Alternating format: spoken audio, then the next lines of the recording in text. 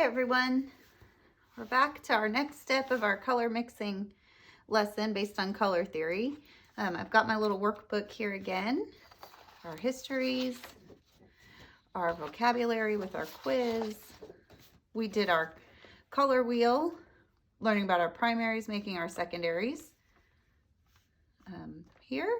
And then when we put a 1 and a 2 together, a primary and a secondary, it makes our tertiaries. Talked about splitting the wheel in half between our warms and our cools. And we talked a little bit about our opposites. Orange and blue being complements, one warm, one cool. Yellow and violet being opposites, warm, cool. Red and green being opposites, warm and cool. That is where all your power lays in color mixing, is knowing what these complements are and how they can work. So that's what we're going to get into next. So this document looks really intense. So if we had been in a face-to-face studio together, we would have worked through this as a team, but I'm going to try and go through it slowly through the video so that you can work at your own pace, pause and catch up, or scrub through if you feel like you've got it figured out. It looks like a ton, but basically we have a blue-orange complement happening here. Once we get to this will go pretty quick. This is our red-green complement happening here, and our violet-yellow complement happening here. And once we understand this, we should have a really pretty good understanding, or a better understanding, of how our color mixing and how we can control the paints that we work with will unfold. We will have a tints, tones, and shades exercise next, and then there's this handout for processing and layering and mixing color for a mark making lab that I'll talk about on another video. So here we go. Okay, in our last video, we had built our color wheel on our palette. We had our primaries, which are in our kit here. We made our secondaries here. We stored them in little cups. You guys had in your kit, if you bought the one online, little bead jars or film canister type containers to hold the paint. I had used in the past, or what I use in my studio, are these Masterson Stay Wet palettes that will keep your paint wet for anywhere between a month to 2 months, which is really great. I had made a little makeshift one of those by putting my smaller paper palette on here. I raised it up with some little cups and put plastic wrap over them, and I squirted them with a little water to keep them wet. So here's my little squirt bottle. And that can kind of keep me from having it dry out too much. So it was the last session, the video before this, that we mixed up our primaries, and then I had put them in here, wrapped them in plastic wrap, and brought them back out, and then scooped them back in my palette, and I laid them out in the wheel. Yellow, orange, red, violet, blue, green. Not everyone uses a full primary palette, but this is hopefully proving to you that you can. You can build all of your colors with just 3 tubes of paint. But as we said before, you can't always control the warm or cool tendency of a paint.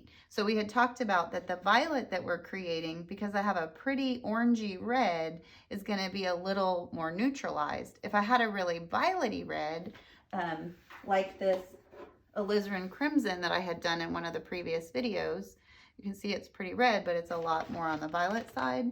It would make a more jeweled tone violet. So that's that. Which way does your color lean? Does it lean, here's our red, does it lean more red-orange, or does it lean more red-violet? And that's how you have a lot of control.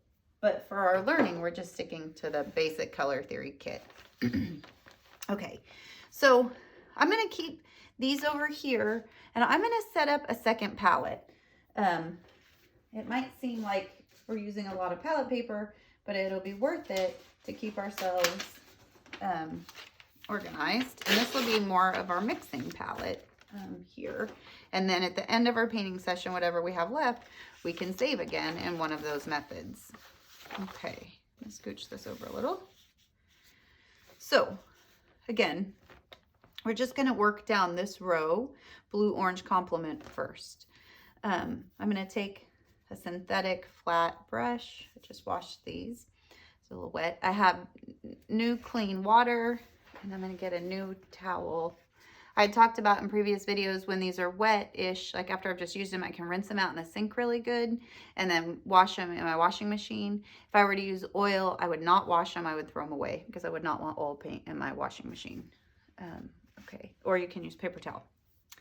So it says paint a blue, sorry, and then we're going to paint its complement. Again, quite a bit of paint. We've talked about paints being opaque and transparent, and this one's a kind of semi-opaque, and it makes our word go away. We've talked about using our palette knife to salvage the paint that we have left over. So I scoop it out, and you can see there's still a lot of paint in there. And so it's nice because I can save paint, but also it prevents my water from getting really gunky over time. Now with acrylic, that's not that big of a deal because I can pour this down the sink and get new water. But if we're working with oils, and this is a medium, like a turpentine or a terpenoid or a linseed oil or some kind of spirit, you can't dispose of it as easily, and it's expensive. So it's just really good practice to try to clean your brushes out as best you can before you rinse them out. I have a whole other video higher up in the website that talks about cleaning brushes and how to save paints and so forth. So you can find that up above. So now I'm going to paint my orange. Complements, when placed next to one another, because they are literally opposite in the visual light spectrum, where they sit in the cones and rods behind your eyes, they're farthest apart. And so when we look at them, they shake. They have a real vibrant kind of quality that's often used for marketing, sporting teams, things that want to really catch your attention. So this brightness. But what happens with the complements when you mix them together is they cancel each other out. So it says it up here. Next to one another, colors vibrate. Mixed together here, they cancel one another out. So then when we get to these, it says we're going to mix those complements that have been mixed with whites, and that's where we're going to get chromatic grays, which I will explain. Okay, so I'm going to keep this palette pretty clean if I can, and I'm going to start to follow the formula. It says do a 50-50 blue-orange split. So I'm going to, even though I'm doing 50-50, if you remember before, it talked about doing the light color first. So I'm going to start with my orange, clean off my knife so that I don't contaminate my blue. We talked about that they have different tinting strengths. So you can see if this 50-50 really will cancel down to a really nice brown. So about the same. You really have to squish them together to get those pigments mixed to see. So here the blue was a little more aggressive than the orange in its tinting strength because it's still feeling pretty greenish. That's a really beautiful gray. I'm going to add a little more orange to see if I can make it a little browner so you can see how they can cancel each other out.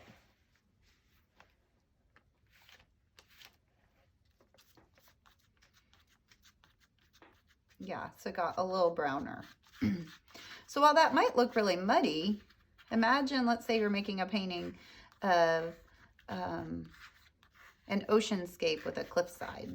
Like this might be the colors of the rocks, or it could be the color of the ground. This kind of color would be really good if you're painting humans for like an undertone or a dark. Remember we talked about the color in the little pot of paint looks one way, but if you kind of pull it out, you can kind of see the color that it becomes. That's really pretty beautiful, actually. So I rinse out my brush and dry it off.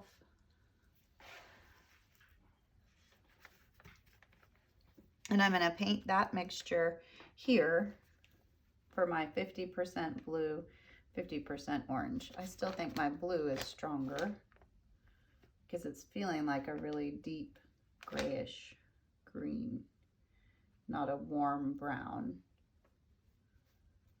Okay, then this is where we're going to get into that guy Munsell, where he talks about adding tints, tones, and shades. Tint white, tone gray, shade black. But a lot of painters don't use black black. They use these opposites to neutralize and pull the color down. So I'm going to grab a little bit of this mixture, move it down a little, kind of thinking in a value scale, and I'm going to add a little white. I've got to get out some white. I have a different white than you guys do in your kit. So it's a little bit glossier than yours. I'm going to put it on an edge, try to keep all my pots of paint a little further away. And I'm going to squirt out that Hershey Kiss size again, because I know that'll kind of get me through the exercise. I did a little more because a lot of this is using white. So I'm going to grab kind of the same amount as the up above.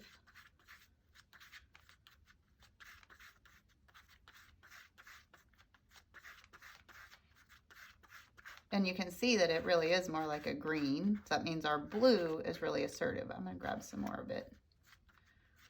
I went a little lighter than I wanted to right out of the gate. So while I'm working in color, I'm still thinking about value. That's pretty. Rinse my brush out. There's no right or wrong way to do this. It's not so much about the artifact, it's more about the process, and that you're hopefully learning how the paint moves in color directions. That is a really beautiful gray.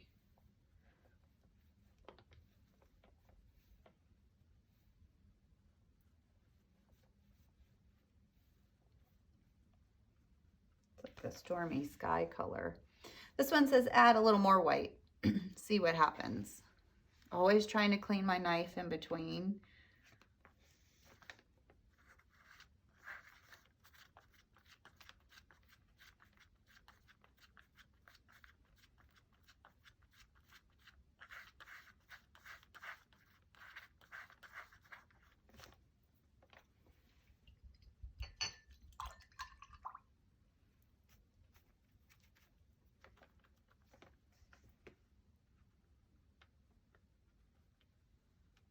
That really pretty, like agreeable gray that everybody's painting their house with these days.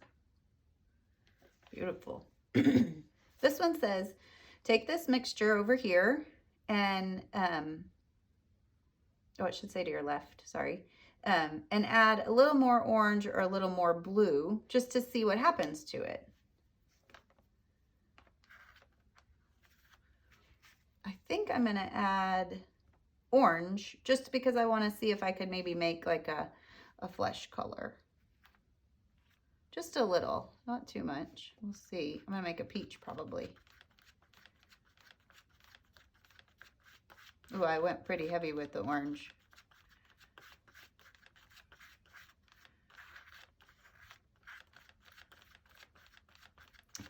But it's this back and forth discussion between the complements that start to give you these more complex colors.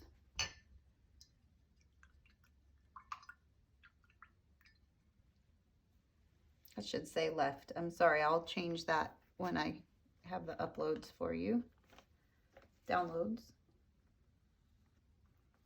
Look at that, beautiful. That's really pretty. I might use these for my Project 5 brand story. Scrape out that color. These two down here say just play with it. It says mix the tinted chromatic gray that you have, tinted meaning you added white, and it's a chromatic gray because you neutralized with the complements, with another hue of your choice just to see what happens. So this is where we think about our color wheel again. I would say this is leaning in like a peach area that might be kind of in this yellow orange spot, but we know that the blue opposite, blue violet, kind of canceled it out. So I might see what happens if I try to make it a little pinker. this is where it gets fun. This is where you can start to make some really pretty colors. Some artists keep some pretty complicated notes about this stuff so that they find colors they like and then they remix their own, the same palettes. I'll use a tiny bit of red and just see what happens. Ooh. And I think I said this in the other video, and you'd be like, well, why can't I just go buy that color? Which you probably can. This is a Utrecht brand light portrait pink. Let's see. Kind of, this one's a little more violet-y, a little cooler. And so you're like, well, why don't I just go buy all these paints? Totally can.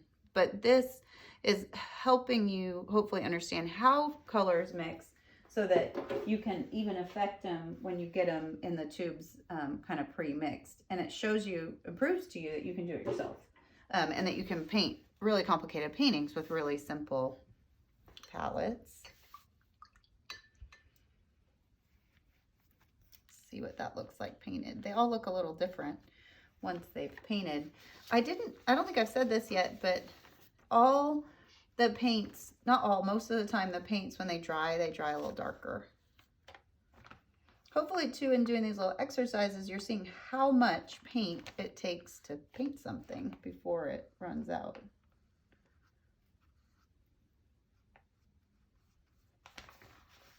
That's lovely. Okay, so I still have some of that color here left. And again, it says, mix your tinted chromatic gray from up above with another hue of your choice to make a new hue. So if I have this left to work with, what might I add to it? I might try to make that a prettier green. So maybe I'm going to add a little more green to it from my secondaries just to see. And I'm always really thinking back to my color wheel, saying like, if this was in a gray family, where would it sit? And it's kind of like in a cooler gray, not a warmer gray. So I'll add a little more green and see where it goes. This is when it gets really fun.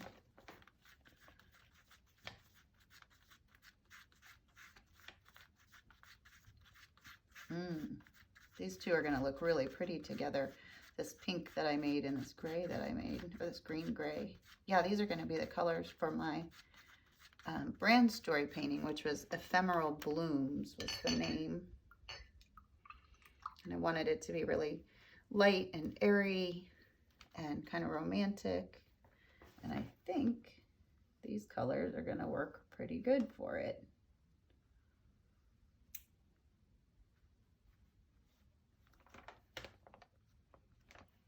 So these colors came from the blue orange exclusively. This I added a little tiny bit of red. This I added a little bit of green to these two colors, and it ended up with those.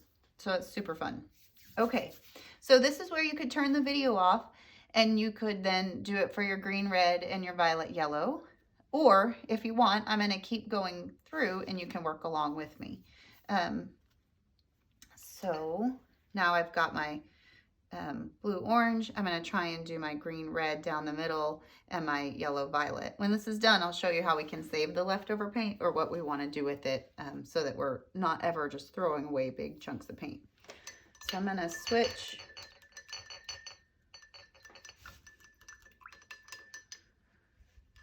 to the green red.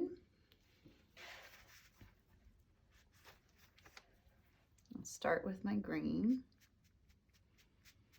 If you want to do a whole nother one of these with the green out of the kit, that's that higher chroma jewel green, you can.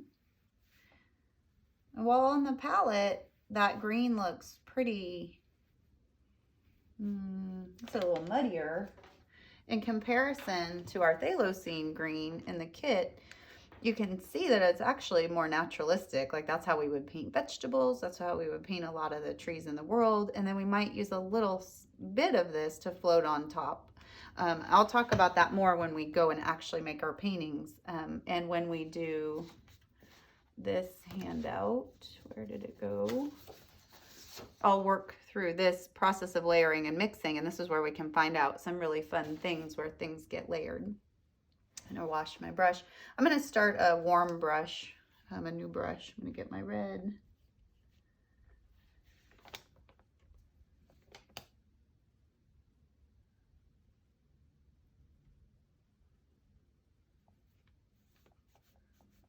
And they really sing next to each other. You can see how it feels so different when it's by the blue or if it's next to the orange. It's next to the green. You can really see it pop as it unfolds. I have a lot of paint on my brush, so I'm going to save that. Back in my reds. And then, like we did here, I'm going to see what happens if I mix half and half.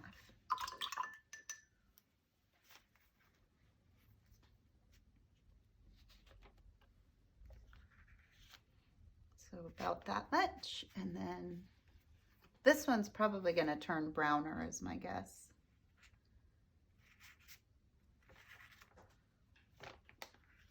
About half and half. And while it seems like we've used a ton of paint, we really haven't used very much yet because this is still the paint from our last painting session. And again, the paint is so cheap, so I'm really hoping that you're willing to burn it all up for these exercises.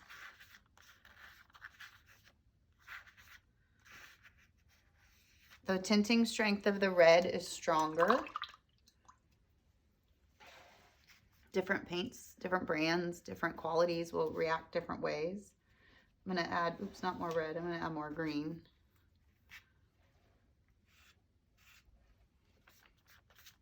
Because I really want to try and cancel it down to a brown if I can. Yeah, that red is really aggressive, especially since my green came from that cheaper blue paint. Okay, everybody's are going to look really different too. Just kind of all depends on your ratios. So I'll use that. Pretty brown. Brownish red. It says to add white. Oh, this is where it's going to get good.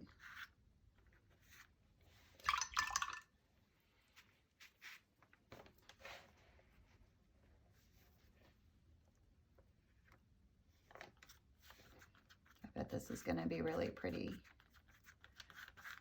Yep. And it all started from that complement split. Yeah, that's lovely.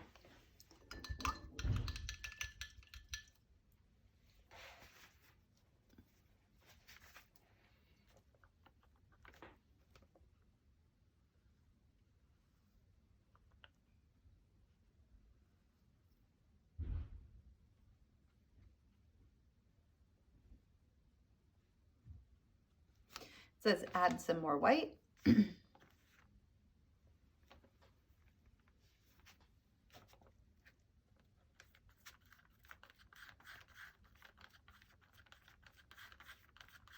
So now I haven't really contaminated by working on this separate palette any of my kind of core primaries and secondaries, and I can save those for later.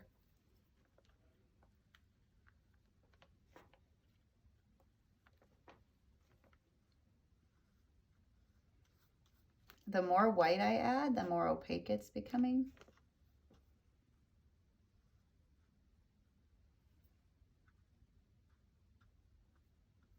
Which is called a tint. And we're building parts of the Munsell color wheel. So this one says, this mixture here, should say left, I'll fix that, plus more red or green, just to see what happens. I kind of want to see if I can cancel it out even more to make a gray. So I'm going to add a little green to it.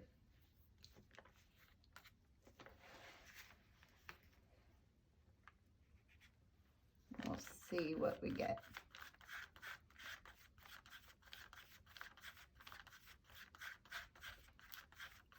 People often in my painting class will ask, like, well, how do I make flesh colors? Compliments.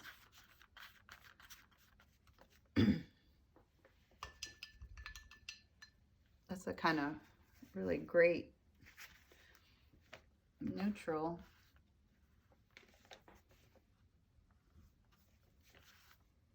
Oops, here's one where you can see that I didn't quite mix up enough. That's also what these exercises are for, is to see how much paint you need. I added a little water to make it thin out and spread further.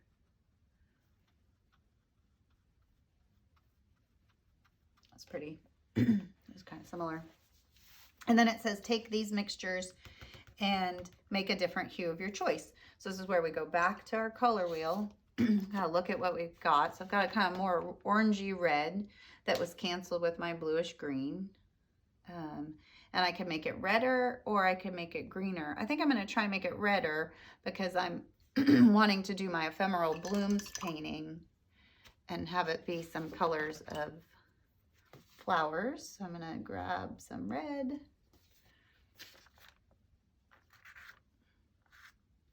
Come down here, fill some room. That's pretty. I might grab a little bit of this up above one and see if I can make it a little lighter in value. Yeah, that would be a flower petal for sure. It's lovely. So it's like when we start mixing complements, we're like, oh no, we're making mud. But then when we change the tint, they can really become pretty amazing. Look at those greens and reds together. Those look good.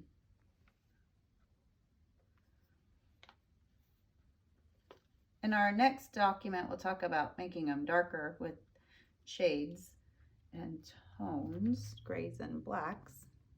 Yeah, I'm making my palette for my project 5 here for sure. And then it says change it again. Like, see if you can take one of these above colors and do something different. Maybe in the spirit of it being an ephemeral blooms florist, I'm going to add more green to see if I can make like a really kind of cool underside for it. I know that I'm almost done with this worksheet, so I'm just going to burn up my green. I have violet and yellow here, so I'm going to use all of it. I'm loving these lighter colors, so I think I'm going to put it in this one.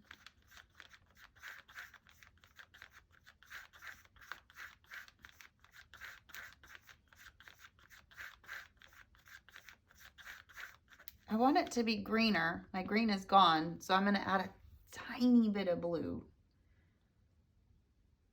and see if I can affect it.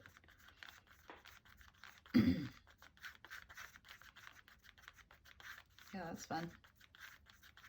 Maybe I'll grab this darker green here. Now we're talking.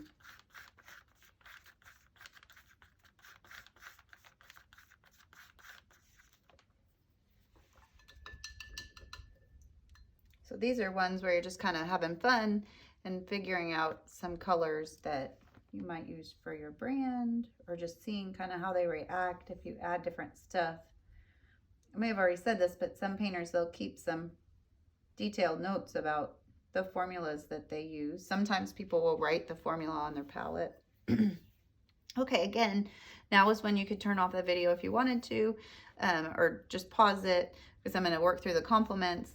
And then at the end, I'll talk about what we're going to do with the leftover paint and how we'll move forward. So if you do turn it off to finish these by yourself, if you just want to scrub to the end and make sure you're not missing anything.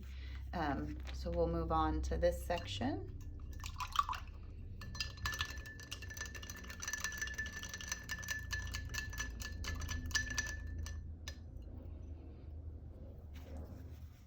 If you have it in you, a really valuable exercise is to do this whole exercise with a different brand of paint, because you can really see how it varies.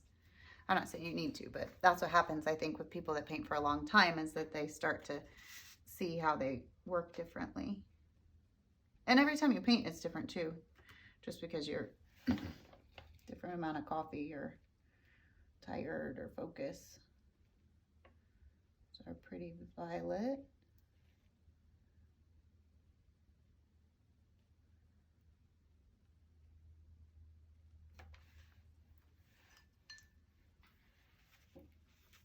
Save my paint.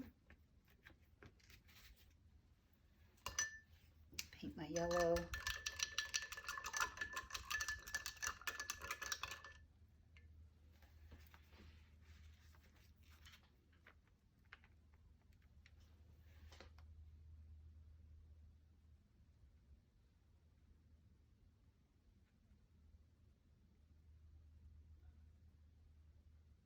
Okay, they shake next to each other.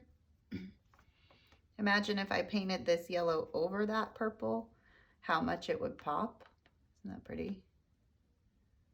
So again, we'll look at this in another video, but like what happens when you layer the colors and how beautiful they are. So I painted that really thick, and even though it's a super transparent paint, you can see that I almost lost that text.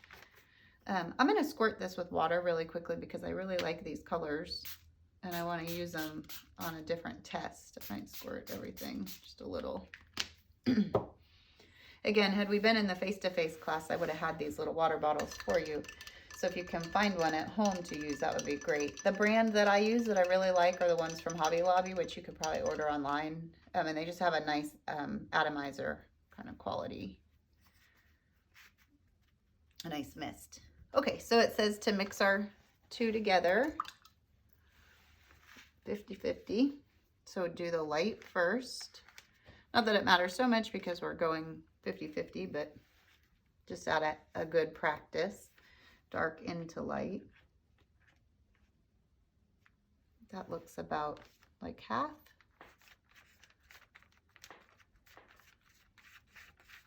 So because the yellow is the lightest value on the color wheel and purple is the darkest, it's not a surprise to me that this is our brownest brown.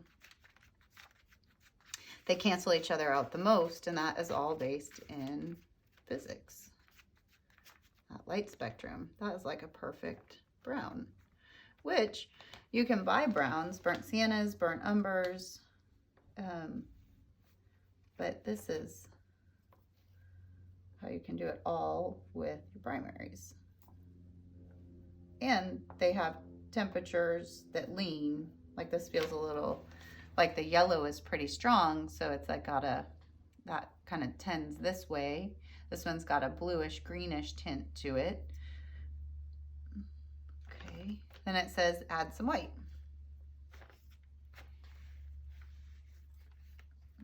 Again, I'm not so worried about this artifact. It's more about the process.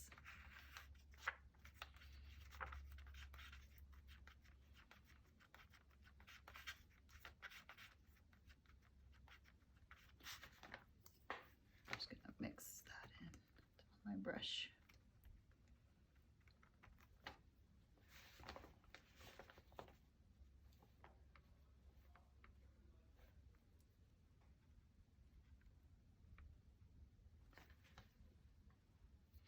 It says add a little more white.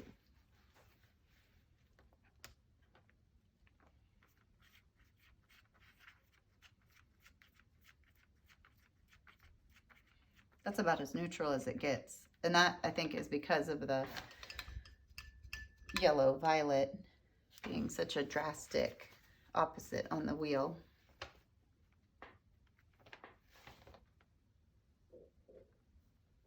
Again, my opacity is getting a little more intense because I'm adding more white. You see, this is the one where I ran out of paint and I added a little water, and now that it's drying, it's really coming through. I don't know if you can see this, but they're also getting darker as they dry. So this one says add more yellow or more violet. I think I want to stay in this family of my floral company that I'm going to paint for, so I'm going to try and add more yellow and see what happens.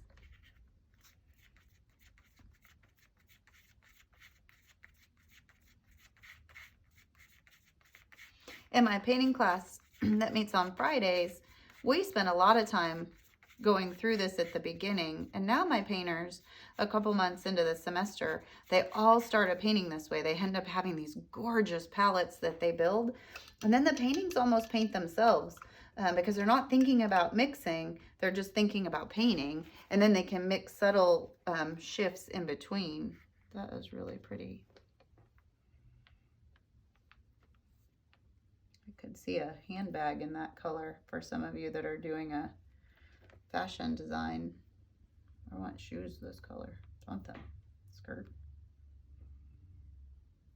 I could definitely see my petals for my Ephemeral Blooms brand. And then these last two said play with the above to turn them into something else. So let's see if I can make this pinker. I might even just grab some of this that this came from our green-red split. So it's mostly red. I put more red in it at the end down here, but I'll see what happens. And if we know from our color wheel that if I'm kind of sitting in a yellow, reddish space, I'm going to get more of an orangey, which also works for my petals.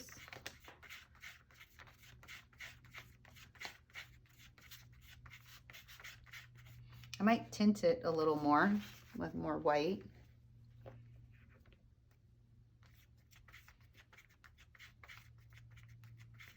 Whoa, happiness. You're still thinking, why am I making all these mixes when I could just buy these colors? It just gets really expensive, and then you don't have complete control. I do hope you love to paint though, and that you do go buy some really favorite colors that then you can fuss.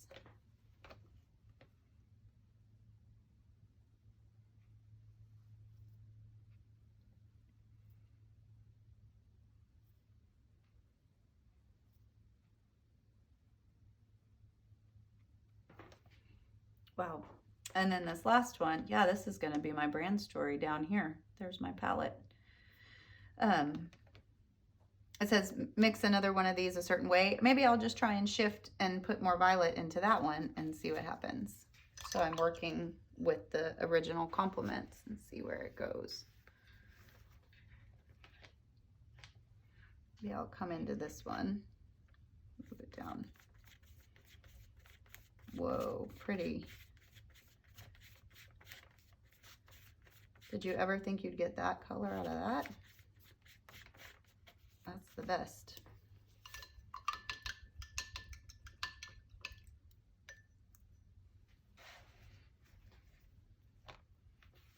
You're probably thinking, well, I really only want to use bright high chroma colors. By using little bits of this in the background of a painting and then building your high chromas on top, it gives them more awesomeness. So I can show you that in some comparisons in a later slide or later video. Oops, not enough. So I'm gonna do a little water.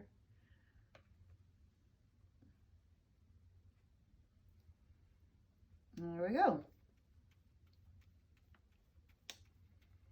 So I have a trick question at the end of the video. If I'm using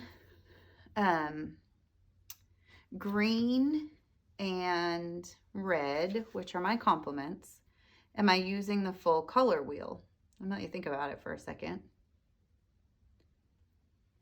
You are, because green is made out of red, yellow, and blue.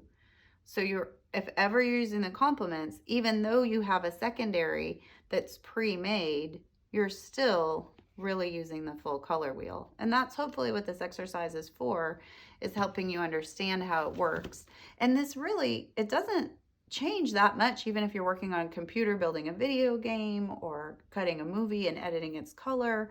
You still are using these principles to move the sliders in your digital softwares to neutralize, desaturate, change the value, the hue, and the chroma as you're working. So hopefully that helps. I'm going to turn the video off in just a second, and I'm going to talk about tints, tones, and shades with this document, and then I'll turn it off and we'll come back and we'll talk about layering and mixing, which will be pretty fun. Okay, we will see you again in a minute.